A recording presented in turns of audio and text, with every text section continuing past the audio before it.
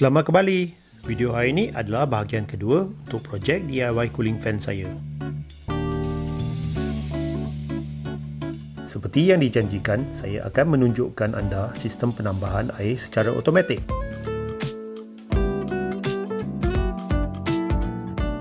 Berikut adalah barang-barang yang diperlukan. Switch keganti 12 volt, pump air DC 12 volt, float sensor, pipe air 8mm, dan jangan lupa sediakan satu tangki air.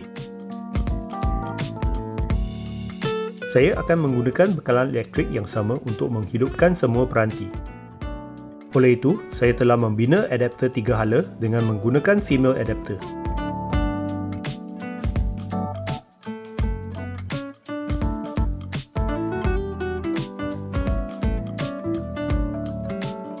Saya telah menukarkan adapter kipas saya kepada jenis male adapter.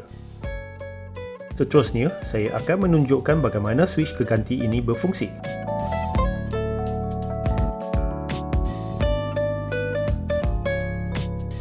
Terminal untuk menghidupkan modul ini berada di bahagian kiri. Terminal positif terletak di bahagian atas dan terminal negatif terletak di bahagian bawah. Float sensor dipasang di terminal bahagian atas dan tengah.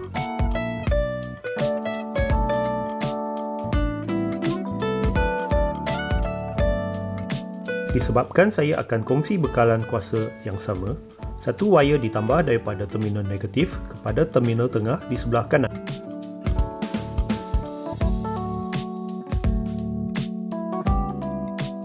Akhirnya, wire pump harus disambungkan kepada switch keganti. Wire positif disambungkan kepada terminal positif dan wire negatif disambungkan kepada terminal bawah sekali di bahagian kanan.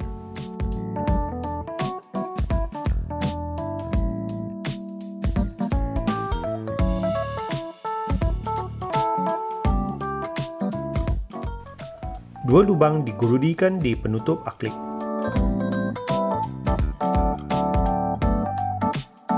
Float sensor dipasangkan di lubang pertama dan bagi lubang kedua, pipe air akan disambungkan. Pastikan saiz lubang adalah lebih kecil daripada pipe air supaya ia tidak akan tagal.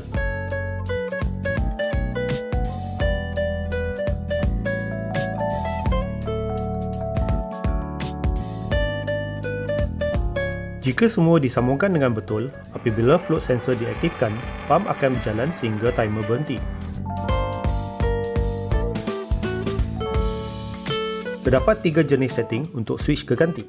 Setting ini akan mengaktifkan pump air tetapi timer tidak akan berfungsi.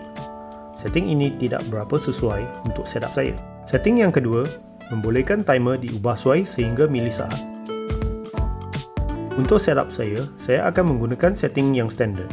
Butang yang tengah membolehkan kita mengubah nilai timer. Apabila lampu berkelip, nilainya boleh diubah suai dengan menggunakan butang yang ketiga. Butang yang tengah juga membolehkan kita mengubah posisi nilai timer yang hendak diubah suaikan. Apabila pengubahsuaian dah selesai, tekan butang yang tengah sekali lagi untuk melengkapkan setup.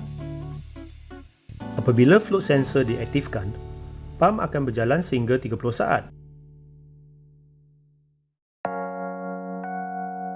Bergantung kepada saiz aquarium dan pump yang digunakan, nilai timer yang bersesuaian harus dikonfigurasikan. Jom saya akan tunjuk bagaimana ia berfungsi di aquarium saya. Posisi kipas saya telah dipindahkan ke bahagian kiri.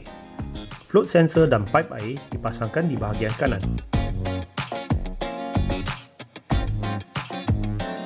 Dekat bahagian bawah aquarium saya adalah quarantine tank dan saya akan menggunakannya sebagai tangki air.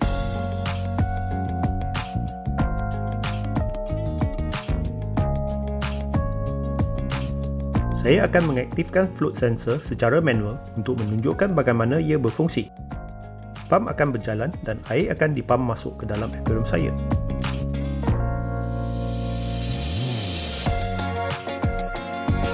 Pump akan berhenti apabila timer berhenti.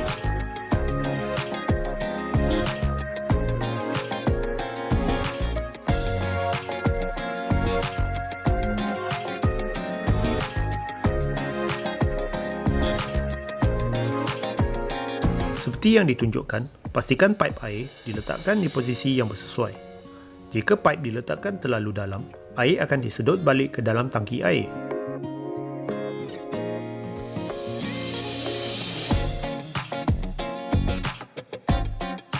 Okey, itu saja daripada saya untuk hari ini. Saya berharap video ini dapat menolong mereka yang menggunakan kipas untuk menurunkan suhu akuarium. Terima kasih kerana sudi menonton. Jumpa lagi.